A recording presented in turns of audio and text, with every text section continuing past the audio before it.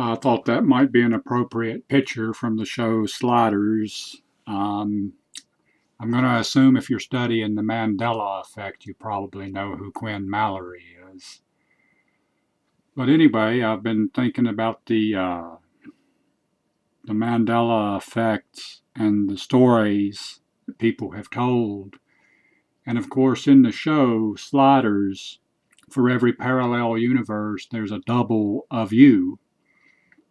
And I remember studying in advanced metaphysics class that these doubles or clones were called trans world individuals. I will call them trans world doubles.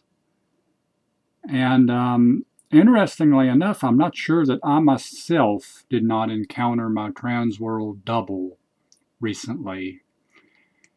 I was watching the protests up in New York, and I can tell you, I'm a pretty traditional conservative guy. I tend to be somewhere between centrist, libertarian leaning, maybe to the Republican side.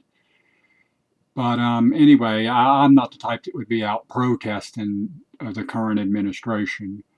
But there was a guy up there in New York City who was out there protesting, and I'm going to tell you something. He didn't look like me. He didn't remind people of me. I've watched this guy over and over, and he pretty much is me. And even my family and my friends were freaking out. They thought I went up to New York to protest. And I said, no, I didn't. But I was really interested in seeing what this guy was, what he looked like. And so, anyway, he was pretty liberal, I guess, to be up there protesting. It's interesting, he didn't look exactly identical, but you don't have to have a trans world double.